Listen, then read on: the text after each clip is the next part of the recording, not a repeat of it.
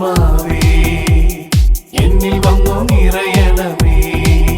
പരിശുദ്ധാത്മാവേ കൃപ ചൊരിയണമേ. പരിശുദ്ധാത്മാവേ ശക്തി പകരണമേ. പ്രിയപ്പെട്ട ദൈവജനമേ, ഓൺലൈനിൽ പങ്കെടുക്കാൻ കർത്താവ് നിങ്ങളെ തിരഞ്ഞെടുത്തിരിക്കുന്നതാണ്. ഈശോയുടെ ഈ വലിയ തിരഞ്ഞെടുപ്പിന് നന്ദി പറഞ്ഞ് കൈകൾ കൂപ്പി കണ്ണുകളടച്ച് നമ്മുടെ ഉള്ളിലുള്ള നിയോഗങ്ങൾ സമർപ്പിച്ച് പ്രാർത്ഥിക്കാം. നമ്മൾ പലവിധ വിഷയങ്ങൾക്ക് വേണ്ടി പ്രാർത്ഥിക്കുന്നവരാണ്.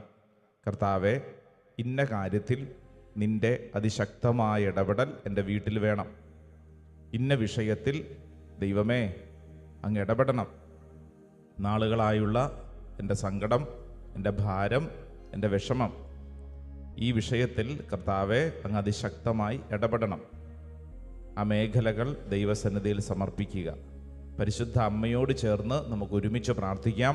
നന്മ നിറഞ്ഞ മറിയമേ സ്വസ്തി, കർത്താവ് അങ്ങയോട് കൂടെ സ്ത്രീകളിൽ അങ്ങ് അനുഗ്രഹിക്കപ്പെട്ടവളാവുന്നു. അങ്ങയുടെ ഉദരത്തിൻ ഫലമായി ഈശോ അനുഗ്രഹിക്കപ്പെട്ടവനാവുന്നു.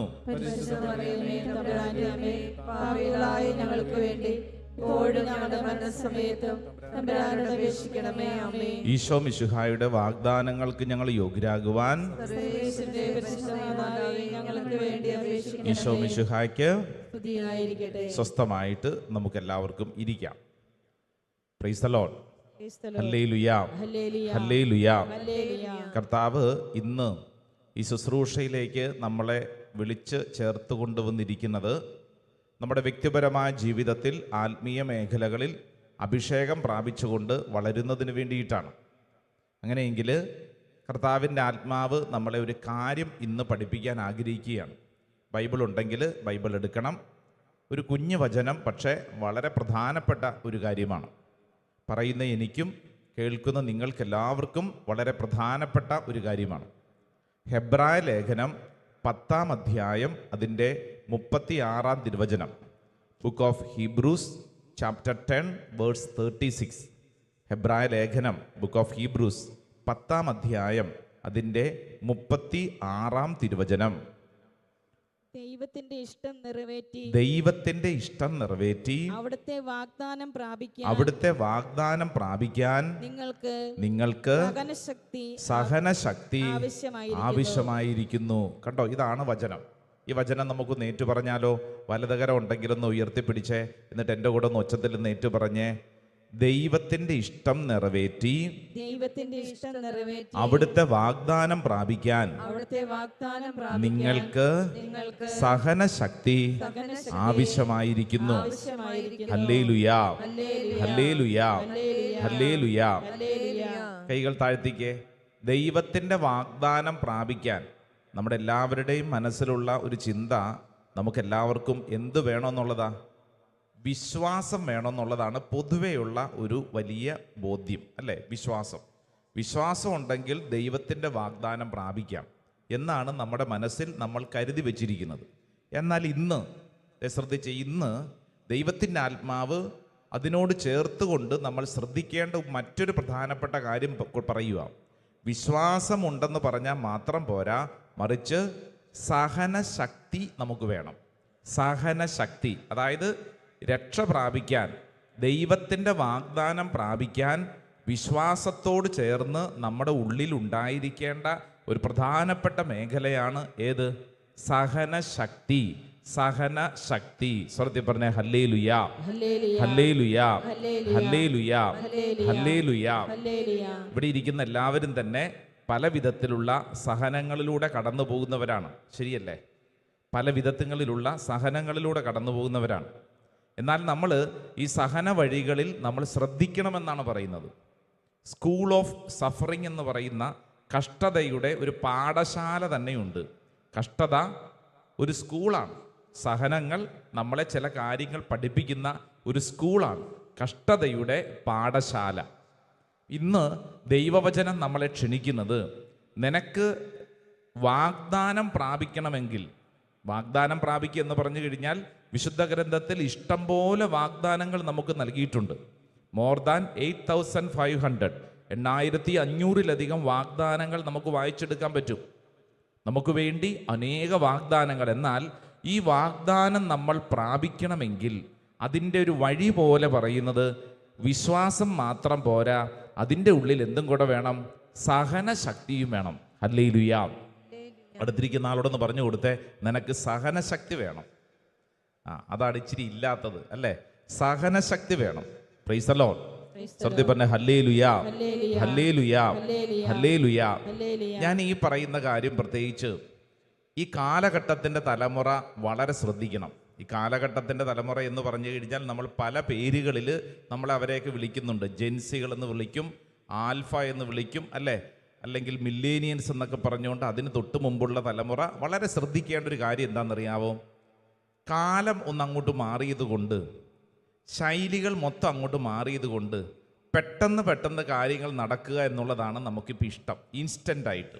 അപ്പം നമ്മുടെ വീട്ടിൽ ഒരു അതിഥി വന്നാൽ, ഒരു ഗസ്റ്റ് വന്നാൽ, നമ്മൾ ഒരു ചായ ഉണ്ടാക്കണമെങ്കിൽ എന്തൊക്കെ വേണം ചേച്ചി? എന്തൊക്കെ വേണം? ഒരു ചായ ഉണ്ടാക്കണമെങ്കിൽ എന്തൊക്കെ വേണം? നമ്മുടെ വീട്ടിൽ ഒരു ഗസ്റ്റ് വന്നു കഴിഞ്ഞാൽ എന്തൊക്കെ വേണം? പാല് വേണം. ഒരു ഗസ്റ്റ് വീട്ടിൽ വന്നു കഴിഞ്ഞാൽ, ഞാനൊക്കെ ഓർക്കുന്നുണ്ട്, വീട്ടിൽ ആരെങ്കിലും ഗസ്റ്റ് വന്നു കഴിയുമ്പോൾ അടുക്കള വഴിക്ക് വീട്ടിൽ അമ്മ ചേച്ചിയെ പറഞ്ഞു വിടും. എന്തിനാ? അപ്പുറത്തെ കടയിൽ പോയിട്ട് അല്ലെങ്കിൽ അവിടെ നിന്ന് പോയിട്ട് പാല് മേടിച്ചുകൊണ്ട് വരും. ഈ ഗസ്റ്റ് കാണാതെ വീടിൻ്റെ പുറകിൽ കൂടെ. നിങ്ങളുടെയൊക്കെ വീട്ടിൽ എങ്ങനെയുണ്ടോ? രാവിലെ തൊട്ട് ഓട്ടാ അല്ലേ? ചിലരുടെ വീട്ടിൽ എന്നും ഓടാൻ വിധിക്കപ്പെട്ടവരുണ്ട്. അവരിങ്ങനെ മേടിച്ചുകൊണ്ട് വരാൻ വേണ്ടി മാത്രം ഓടും. അപ്പോൾ അടുക്കള സൈഡിൽ നിന്ന് ഇങ്ങനെ ഗസ്റ്റ് കാണാതെ ഇങ്ങനെ പറഞ്ഞു വിടും. അപ്പോൾ പോയിട്ട് ഓടി പാല് മേടിച്ചുകൊണ്ട് വരണം. പാല് മാത്രം മതിയോ? പാല് മാത്രം പോരാ, പഞ്ചസാര വേണം, ഇനി ചായപ്പൊടി വേണം, വെള്ളം അതുണ്ട് അല്ലേ? ഇതെല്ലാം വെച്ച് നമ്മൾ ഒരു ചായ ഉണ്ടാക്കുന്നു. അതിനെന്തെല്ലാം ബുദ്ധിമുട്ടുകളാണ്! ഒരു ചായയ്ക്ക് എന്തെല്ലാം ബുദ്ധിമുട്ടുകളാണ്! എന്നാൽ ഇന്ന് അങ്ങനെയാണോ? ഒരു ചായ ഉണ്ടാക്കണമെന്ന് പറഞ്ഞു കഴിഞ്ഞാൽ പാക്കറ്റിൽ കിട്ടും 3 in 1. അതങ്ങോട്ട് പൊട്ടിക്കുന്നു, ഇടുന്നു, കലക്കുന്നു, കുടിക്കുന്നു, തീർന്നു അല്ലേ? എത്ര എളുപ്പത്തിലെ കാര്യം! ഇൻസ്റ്റൻ്റാണ്, ഇൻസ്റ്റൻറ്റ്, പെട്ടെന്ന് കാര്യങ്ങൾ നടക്കും. ഇത് നമ്മുടെ സ്വഭാവങ്ങളിലുണ്ട്. ഇപ്പം നമ്മുടെ മക്കളുടെ കാര്യത്തിൽ നിങ്ങൾ ശ്രദ്ധിച്ചേ, അവർക്കൊന്നിനും അങ്ങോട്ട് ഒന്ന് ഇരിക്കാൻ അങ്ങോട്ട് സ്ഥലമില്ല, ഒന്നൊന്ന് ശാന്തമാകാൻ പറ്റുന്നില്ല. പെട്ടെന്ന് കാര്യം നടക്കണം, ഇപ്പം എല്ലാം പെട്ടെന്ന് നടക്കണം. കാരണം അങ്ങനെയാണ് എല്ലാ കാര്യങ്ങളും അവർ കണ്ടു വളർന്നുകൊണ്ടിരിക്കുന്നത്. അതുകൊണ്ട് തന്നെ നമ്മുടെ സ്വഭാവത്തിലും ഇതങ്ങോട്ട് കടന്നു വരും. ഒരു കാര്യം ശരിയാവുന്നില്ലെങ്കിൽ ഇട്ടിട്ട് പോവും. ഒരു കാര്യം ശരിയല്ലെങ്കിൽ ഇട്ടിട്ട് പോവും. കല്യാണം കഴിഞ്ഞിട്ട് അധിക നാളുകളായിട്ടില്ല, ഒരു പെണ്ണ് പിണങ്ങിപ്പോയി. ഈ കഴിഞ്ഞ ദിവസം പ്രാർത്ഥിക്കാൻ വേണ്ടി വന്നിരിക്കുക. അച്ഛാ പ്രാർത്ഥിക്കണം. ഞാൻ പറഞ്ഞു എന്നാ പറ്റി? അച്ഛാ വിവാഹമോചനത്തിന് കേസ് കൊടുത്തിരിക്കുക. ഞാൻ ചോദിച്ചു ആര് കേസ് കൊടുത്തു? ഞാൻ തന്നെ കൊടുത്തച്ഛാ. ഞാൻ ചോദിച്ചു അതിന് മാത്രം എന്തെങ്കിലും പ്രശ്നമുണ്ടോ? അപ്പോൾ പറഞ്ഞു വന്നപ്പോഴത്തേക്ക് ഭർത്താവ് ഇച്ചിരി ദേഷ്യക്കാരനാണ്. പിന്നെ ഇവള് ചോദിച്ച ചില കാര്യങ്ങളൊന്നും സമ്മതിച്ചില്ല. അപ്പോൾ ഇവൾക്ക് അസ്വസ്ഥതയായി, ഇവൾക്ക് അരിശമായി. അപ്പോൾ ഇവള് ഉടനെ തന്നെ ഇവളുടെ കൂട്ടുകാരികളെ, ഇവൾക്ക് കുറച്ച് സർക്കിളുകളുണ്ട്, ഇവള് IT മേഖല ജോലി ചെയ്യുന്നവരെ, ബുദ്ധിയുള്ളതാ. അപ്പോൾ ഇവളുടെ ഫ്രണ്ട് സർക്കിൾ ഗ്രൂപ്പിൽ അങ്ങോട്ട് മെസ്സേജ് ഇട്ടു, ഞാൻ ഇങ്ങനെ വീട്ടിൽ ഇങ്ങനെ ഭർത്താവിൽ നിന്ന് ഇങ്ങനെയൊക്കെ അനുഭവിക്കുന്നു, എന്തു ചെയ്യണം? ചോദിക്കുന്ന ആരോടാണ്? ഗ്രൂപ്പിലാണ്, വാട്സപ്പ് ഗ്രൂപ്പിലോട്ടാണ്. ഇവരുടെ ചങ്ക് ബ്രോസ് കുറച്ച് ആണുങ്ങളും പെണ്ണുങ്ങളും ഉണ്ട് അല്ലേ? ഇന്ന് നമ്മുടെ പലരും ചോദിക്കുന്നത് ChatGPT-യോടാണ് ചോദിക്കുന്നത്, എന്തു ചെയ്യണം. അപ്പോൾ ഈ പെണ്ണ് ചോദിച്ചത് ഗ്രൂപ്പിൽ, ഇവരുടെ വാട്സപ്പ് ഗ്രൂപ്പിലോട്ട് അങ്ങോട്ട് മെസ്സേജ് ഇട്ടു, ഞാൻ എന്തു ചെയ്യണം, എൻ്റെ ഭർത്താവ് ഇങ്ങനെ പെരുമാറുന്നു. അപ്പോൾ ഉടനെ തന്നെ പല അഭിപ്രായങ്ങളാണ് വന്നത്. നിനക്ക് വേറെ പണിയൊന്നുമില്ലേ? അയാൾ പറയുന്നത് കേട്ടുകൊണ്ട് ജീവിച്ചു കഴിഞ്ഞാൽ നിന്റെ അവസ്ഥ എന്താവും?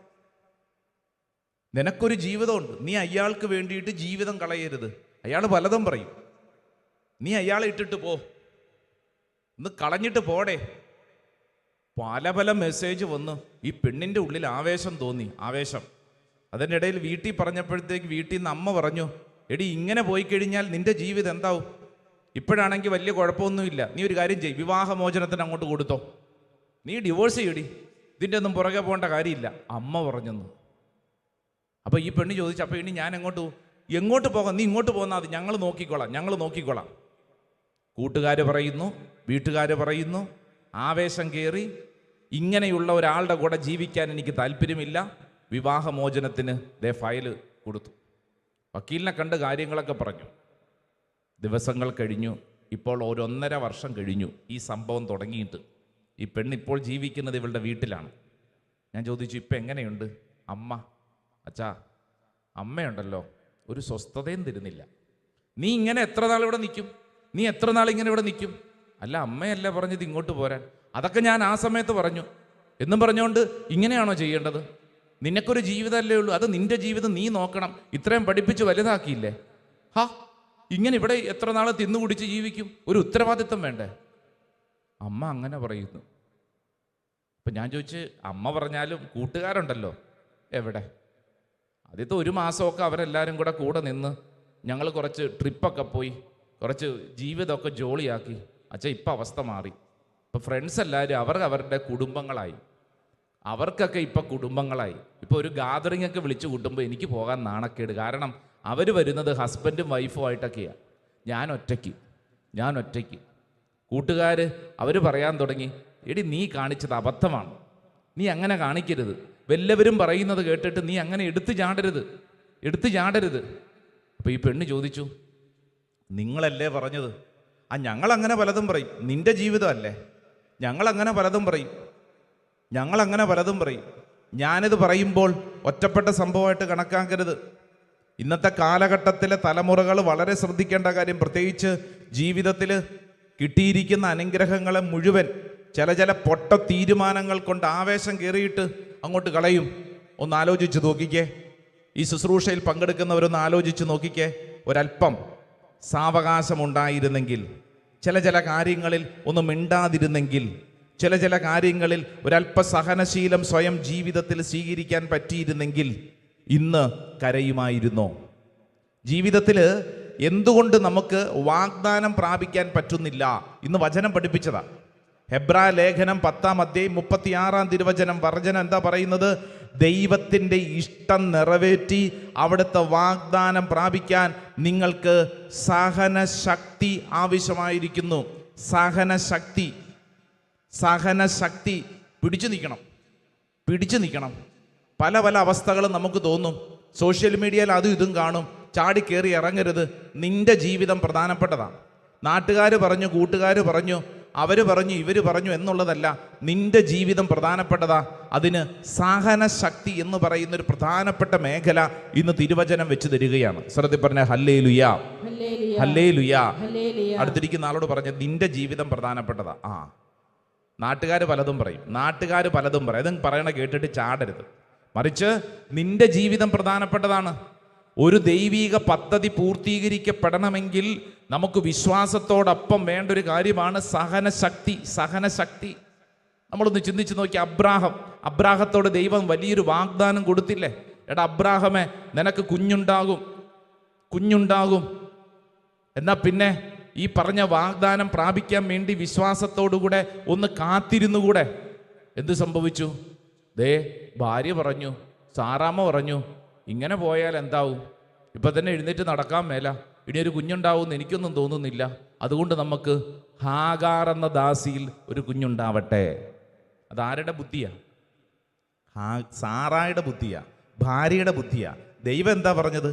ദൈവം പറഞ്ഞത് നിനക്കൊരു കുഞ്ഞുണ്ടാകും. So you must wait. നീ അല്പം ഒന്ന് ശാന്തമാവുന്നു. ദൈവം പറഞ്ഞതല്ലേ, ദൈവം പറഞ്ഞതാണെങ്കിൽ സംഭവിക്കും. നീ എടുത്തു ചാടരുത്. അങ്ങനെ എടുത്തു ചാടിയത് കൊണ്ടാണ് ഹാഗാറിൽ ഒരു കുഞ്ഞുണ്ടായി. കുഞ്ഞിൻ്റെ പേര് ഇസ്മായേൽ. നമ്മൾ ഓർക്കണം, പഴയ നിയമ ചരിത്രത്തിൻ്റെ ആ വഴികളിൽ തുടങ്ങിയ വിഭജനം, അസ്വസ്ഥത, അടിപിടി, ബഹളം, അതിൻ്റെ ആരംഭ വചനം എന്താണെന്നറിയോ? അബ്രാഹത്തിൻ്റെയും സാറായുടെയും ജീവിതത്തിൽ അല്പവും കൂടെ ഒന്ന് പിടിച്ചു നിൽക്കാൻ സഹനശക്തി ഇല്ലാതിരുന്നത് കൊണ്ട് തലമുറകളിൽ വലിയ വിഭജനം, പിന്നീട് തീരാത്ത ദുഃഖം ഉണ്ടായതിൻ്റെ കാരണമാണ്. ഇത് നമ്മളെ പഠിപ്പിക്കുമ്പോൾ ഞാനെന്ന വൈദികൻ ഓർക്കണം, ഇവിടെ ഇരിക്കുന്ന ഓരോരുത്തർ ഓർക്കണം, എൻ്റെ ജീവിതത്തിൽ രക്ഷ പ്രാപിക്കാൻ എനിക്ക് വേണ്ട പ്രധാനപ്പെട്ടൊരു കാര്യമാണ് ഈ പറഞ്ഞ സഹനശക്തി. സ്വർത്തിപ്പറ ഹല്ലേലൂയാ, ഹല്ലേലൂയാ, ഹല്ലേലൂയാ. ഏതെങ്കിലും കാര്യങ്ങൾ ഡിലേ ആയി, താമസിച്ചു എന്ന് പറഞ്ഞുകൊണ്ട് ഉടനെ തന്നെ ഇട്ടിട്ട് പോകരുത്. ഡിലേ ആയി എന്ന് പറഞ്ഞു കഴിഞ്ഞാൽ ഡിലേസ് ആർ നോട്ട് ഡിനയൽ എന്ന് പറഞ്ഞു കഴിഞ്ഞാൽ ദൈവം അത് ഉപേക്ഷിച്ചെന്നല്ല, ദൈവം അത് തരില്ല എന്നല്ല. ഡിലേ ആയി, വൈകിട്ടുണ്ട്, പക്ഷെ അത് ഡിനയലല്ല. നിനക്ക് വേണ്ടി ദൈവം ഒരുക്കും. ആ ഒരു പീരിയഡ് ഓഫ് ടൈമിൽ ശാന്തമായി പ്രാർത്ഥിച്ച് ഇരിക്കാൻ വലിയ ഒരു വിളി നമുക്കെല്ലാവർക്കും ഉണ്ട്. വിശ്വസിക്കുന്നവർ വലതുകരം ഉയർത്തി പറഞ്ഞ ഹല്ലേലൂയ. ഹല്ലേലൂയാ, ഹല്ലേലൂയാ. ജെയിംസ് യാക്കോബ് ശ്ലീഹായുടെ ലേഖനം 1-ാം അധ്യായം 12-ാം തിരുവചനം. Book of James chapter 1.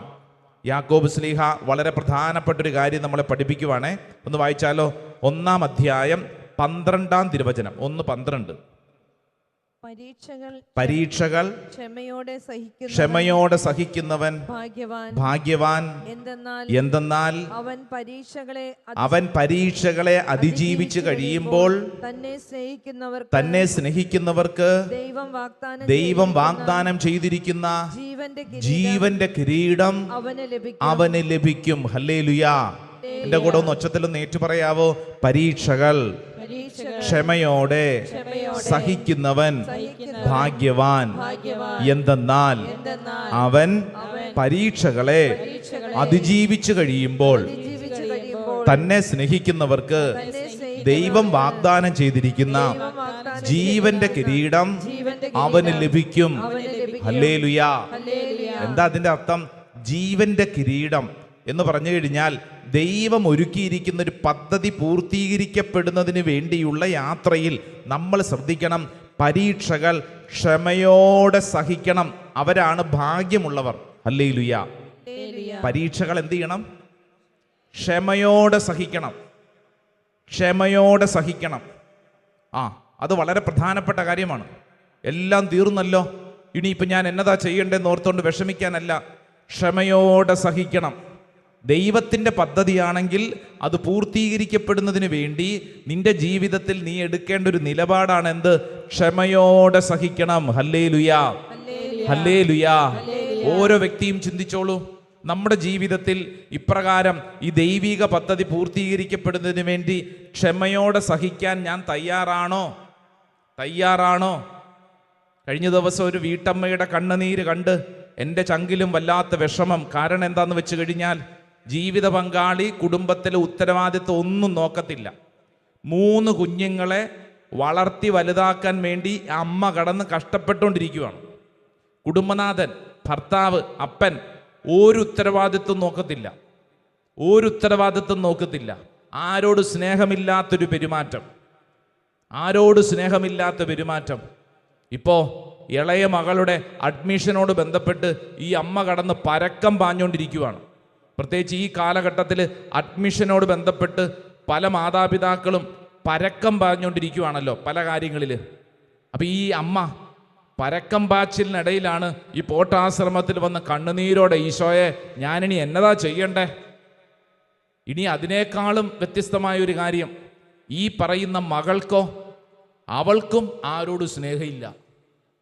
ഈ അമ്മ എന്നോട് ചോദിച്ചത്, അച്ഛാ ഇവൾക്ക് വേണ്ടിയാണ് ഞാൻ ഈ അഡ്മിഷൻ്റെ കാര്യങ്ങൾക്ക് വേണ്ടി പരക്കം പാഞ്ഞുകൊണ്ടിരിക്കുന്നത്, എന്നാൽ ഇവൾക്കെങ്കിലും എന്നോടൊരു സ്നേഹം വേണ്ടേ അച്ഛാ? ഇവളാണെങ്കിൽ വേറെ ഏതോ ലോകത്തുനിന്ന് വന്ന പോലെ പെരുമാറ്റം. ഇവൾക്ക് ആരോട് സ്നേഹമില്ല. ഇവളുടെ അവസ്ഥ ഇങ്ങനെയാണ്. അങ്ങനെയൊക്കെ വരുന്നതിന് കാരണമുണ്ടെന്ന് നമുക്കറിയാം. അതെവിടുന്ന? കുടുംബത്തിൻ്റെ അവസ്ഥയാണ്. കുടുംബത്തിൽ കുടുംബനാഥൻ ആരോട് സ്നേഹമില്ലാതെ ഇയാൾ അവിടെ ഇരിക്കുന്നു. കുടുംബം എങ്ങനെ നടക്കുന്നു എന്നുള്ളതിനെക്കുറിച്ച് യാതൊരു ചിന്തയും ഇല്ലാതെ ഇരിക്കുന്നു. ഈ 3 മക്കളെ വളർത്തി വലുതാക്കി ഈ ഭാര്യ, കുടുംബനാഥ, അമ്മ എന്നോട് പറഞ്ഞത്, അച്ഛാ എല്ലാ ദിവസവും ഞാൻ പള്ളിയിൽ പോകും. എൻ്റെ ജീവിതത്തിൽ കഷ്ടതയുടെ ഒരു ഘട്ടത്തിൽ എന്നാൽ പിന്നെ ഈ ഭർത്താവിനെ ഉപേക്ഷിച്ച് പോയേക്കാം, ഈ കുഞ്ഞുങ്ങളെ ഞാൻ എങ്ങനെയെങ്കിലും വളർത്തിക്കൊള്ളാം എന്നൊക്കെ ചിന്തിച്ചൊരു സമയത്ത് ഒരു ധ്യാനത്തിന് പോയപ്പോൾ അവിടെ കൗൺസിലിംഗ് നടത്തിയ വ്യക്തി എന്നോട് പറഞ്ഞു, സഹോദരി കടന്നു പോകുന്നത് വളരെ വലിയ ഞെരുക്കത്തിലാണ്. ഹസ്ബൻഡിനെ ഇട്ടിട്ട് പോവുക എന്നുള്ളതല്ല അതിൻ്റെ ഉത്തരം. മറിച്ച് ഈ ജീവിത പങ്കാളിക്ക് വേണ്ടി പ്രാർത്ഥിക്കണം. എല്ലാ ദിവസവും സഹോദരി, ഇവരുടെ വീടിനടുത്ത പള്ളി, എല്ലാ ദിവസവും നിങ്ങൾ പള്ളിയിൽ പരിശുദ്ധ കുർബാനയിൽ പങ്കെടുക്കണം. സമയം അല്പം ക്രമീകരിക്കണം അതിനുവേണ്ടി. കാരണം ഈ 3 കുഞ്ഞുങ്ങളുണ്ട്. ഇവർക്ക് വേണ്ടി രാവിലെ എന്തെങ്കിലുമൊക്കെ വെച്ച് വിളമ്പി കൊടുത്ത് വേണ്ട സ്കൂളിൽ വിടാൻ. അപ്പോൾ ഈ രാവിലെ പള്ളിയിൽ പോവുക എന്നുള്ളത് ബുദ്ധിമുട്ട് നിറഞ്ഞതാണെങ്കിലും ഈ സ്ത്രീ അതിരാവിലെ എഴുന്നേറ്റ് ഈ 3 കുഞ്ഞുങ്ങൾക്കും വേണ്ടി ഭക്ഷണമൊക്കെ ക്രമീകരിച്ചിട്ട് പള്ളിയിൽ പോയി പ്രാർത്ഥിക്കും. ഈ സ്ത്രീ എന്നോട് പറഞ്ഞത്, അച്ഛാ വർഷങ്ങളായി ഞാൻ ചെയ്തുകൊണ്ടിരിക്കുന്ന കാര്യമാണ്. ഈ 3 കുഞ്ഞുങ്ങളെയും ഞാൻ വളർത്തി വലുതാക്കിയത് അൾത്താരുടെ മുമ്പിൽ നിന്നുകൊണ്ടാണ്. അൾത്താരിൽ നിന്ന് കിട്ടുന്ന ശക്തി കൊണ്ടാണ് അച്ഛാ, വേറൊന്നും എൻ്റെ ജീവിതത്തിലില്ല.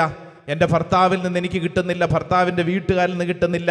പിന്നെ അല്പം ജീവിച്ചു പോകുന്നത് ഉപജീവനത്തിന് വേണ്ടി എനിക്കൊരു ചെറിയ ജോലിയുണ്ട്. ഞാൻ കഷ്ടപ്പെട്ട അച്ഛാ ഈ മക്കളെ വളർത്തിക്കൊണ്ടിരിക്കുന്നത്. ആരും പരിഗണിക്കുന്നില്ല, ആരും സ്നേഹിക്കുന്നില്ല. എന്നിട്ട് ഈ സ്ത്രീ പറഞ്ഞത്, അച്ഛാ മടുപ്പായി. അങ്ങനെ അച്ഛാ ഞാൻ ഇവിടെ വന്ന് പ്രാർത്ഥിക്കുന്നു. മടുപ്പായി അച്ഛാ, വല്ലാത്തൊരു മടുപ്പ് തോന്നുന്നു. ഈ മക്കളെയൊക്കെ വളർത്തി വലുതാക്കി, ഇവർക്കും എന്നോട് സ്നേഹം, ഇവളുടെയൊക്കെ ഈ സ്വഭാവം കണ്ടില്ല അച്ഛാ, നിസ്സംഗതയാന്നാ പറഞ്ഞേ, ഒന്നിനോടും ഒരു താല്പര്യമില്ല. ഞാൻ ഇത്രയും കഷ്ടപ്പെടുന്നുണ്ടെന്നെങ്കിൽ ഈ മകൾ അറിയണ്ട, അതുപോലുമില്ല. ഞാനിത് പറയുമ്പോൾ എൻ്റെ പ്രിയപ്പെട്ട സഹോദരങ്ങളെ, ഒറ്റപ്പെട്ട സംഭവമല്ല. അനേക കുടുംബങ്ങളിൽ കണ്ണുനീരോടെ പ്രാർത്ഥിക്കുന്ന ഇങ്ങനെയൊക്കെയുള്ള ആരെങ്കിലും ഉള്ളത് കൊണ്ടാണ് ഒരു വീട് നിലനിന്ന് പോകുന്നത്. ഹല്ലേലൂയാ. വചനം പറയുന്നു, ദേ വചനം വായിച്ച്, പരീക്ഷകൾ ക്ഷമയോടെ സഹിക്കുന്നവൻ ഭാഗ്യവാൻ, എന്തെന്നാൽ അവൻ പരീക്ഷകളെ അതിജീവിച്ചു കഴിയുമ്പോൾ തന്നെ സ്നേഹിക്കുന്നവർക്ക് ദൈവം വാഗ്ദാനം ചെയ്തിരിക്കുന്ന ജീവന്റെ കിരീടം ലഭിക്കും. സ്വർത്തി പറഞ്ഞ ഹല്ലേലൂയാ. ഗലാത്യർക്കെഴുതിയ ലേഖനത്തിൽ 6-ാം അധ്യായം അതിൻ്റെ 9-ാം തിരുവചനം, Saint Paul's letter to Galatians chapter 6 verse 9, നന്മ ചെയ്യുന്നതിൽ നമുക്ക് മടുപ്പ് തോന്നാതിരിക്കട്ടെ, എന്തെന്നാൽ നമുക്ക് മടുപ്പ് തോന്നാതിരുന്നാൽ യഥാകാലം വിളവെടുക്കാം. കേട്ടോ, ഞാൻ ആ കുടുംബനാഥയ്ക്ക് വേണ്ടി പ്രാർത്ഥിച്ചപ്പോൾ കർത്താവ് തന്ന ഒരു സന്ദേശ വചനമാണ് നിങ്ങളോട് പറയുന്നത്. ഇവിടെ ഇരിക്കുന്ന ആർക്കെങ്കിലും മടുപ്പ്, എത്ര നാളാച്ചാ മടുപ്പ്, കുടുംബത്തിലെ ഭർത്താവിൽ നിന്ന് സ്നേഹം കിട്ടുന്നില്ല, മക്കളിൽ നിന്ന് കിട്ടുന്നില്ല, ഭാര്യയിൽ നിന്ന് കിട്ടുന്നില്ല, സഹിച്ചു മടുത്തു, വല്ലാത്ത മടുപ്പ് ഉള്ളവരുണ്ടാവും. മടുപ്പുള്ളവര് ഈ വചനം കേട്ടോണം. നന്മ ചെയ്യുന്നതിൽ നമുക്ക് മടുപ്പ് തോന്നാതിരിക്കട്ടെ. ഒച്ചത്തിൽ പറഞ്ഞ ഹല്ലേലൂയാ, ഹല്ലേലൂയാ. മറ്റുള്ളവരെ സ്നേഹിക്കുന്നതിൽ നമുക്ക് മടുപ്പ് തോന്നാതിരിക്കട്ടെ. നമ്മൾ മൂലം മറ്റുള്ളവർ കരയാനും സങ്കടപ്പെടാനും ഇടവരുത്തരുത്. നമ്മൾ മൂലം, അത് വളരെ ശ്രദ്ധിച്ചോണം. നമ്മൾ ചെയ്യേണ്ട കാര്യം നന്മ പ്രവൃത്തിയാണ്. ചില കാര്യങ്ങളിൽ സഹന വഴികളിൽ അങ്ങനെ പിടിച്ചു നിന്നോണമെന്ന് വചനം അതാ പഠിപ്പിക്കുന്നത്. നന്മ ചെയ്യുന്നതിൽ നമുക്ക് മടുപ്പ് തോന്നാതിരിക്കട്ടെ, എന്തെന്നാൽ യഥാകാലം, നമുക്ക് മടുപ്പ് തോന്നാതിരുന്നാൽ യഥാകാലം നമുക്ക് വിളവെടുക്കാം. Praise the Lord, hallelujah. ഈശോയുടെ ആശീർവാദം സ്വീകരിക്കുന്ന സമയം നമ്മൾ വിശ്വസിക്കുകയാണ്. എൻ്റെ മേലും എൻ്റെ കുടുംബത്തിൻ്റെ മേലും എൻ്റെ നിയോഗങ്ങളുടെ മേലും കർത്താവെ, ജെറമിയ പ്രവചനം 29:11, എന്നെക്കുറിച്ചുള്ള പദ്ധതി ദൈവമേ അങ്ങയുടെ മനസ്സിലുണ്ട്, അതെൻ്റെ നാശത്തിനല്ല ക്ഷേമത്തിനുള്ള പദ്ധതിയാണ്, എനിക്ക് ശുഭമായ ഭാവിയും പ്രത്യാശയും നൽകുന്ന പദ്ധതി. കരങ്ങൾ കൂപ്പുമ്പോൾ ഈശോയെ നേരെ നോക്കി അത് വിശ്വസിക്കണം. എന്നെക്കുറിച്ചുള്ള പദ്ധതി എൻ്റെ ദൈവത്തിൻ്റെ മനസ്സിലുണ്ട്, എൻ്റെ നാശത്തിനല്ല ക്ഷേമത്തിനുള്ള പദ്ധതി, എനിക്ക് ശുഭമായ ഭാവിയും പ്രത്യാശയും നൽകുന്ന പദ്ധതി. ഏറ്റെടുക്കണം. ഏത് തകർച്ചയിലാണെങ്കിലും, എത്ര വലിയ കുഴിക്കകത്താണെങ്കിലും ഈ വചനം വിശ്വസിക്കുക, ഏറ്റെടുക്കുക, നിന്നിൽ അത് സംഭവിക്കും. ജെറമിയ 29:11, എന്നെക്കുറിച്ചുള്ള പദ്ധതി എൻ്റെ ദൈവത്തിൻ്റെ മനസ്സിലുണ്ട്, അതെൻ്റെ നാശത്തിനല്ല ക്ഷേമത്തിനുള്ള പദ്ധതിയാണ്, ശുഭമായ ഭാവിയും പ്രത്യാശയും നൽകുന്ന പദ്ധതി. വിശ്വസിക്കുക, അത് നിന്നിൽ സംഭവിക്കും. പ്രാർത്ഥനയോടെ നമുക്ക് ആശീർവാദം സ്വീകരിക്കാം. ആരാധന ആരാധന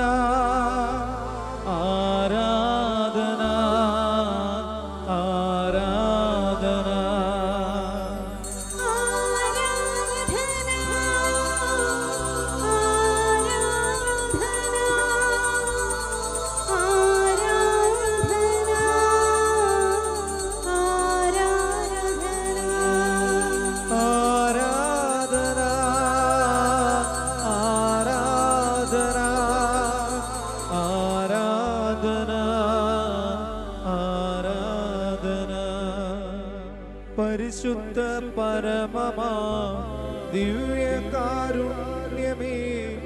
എന്നും എന്നും അങ്ങേയ്ക്കാരാധന.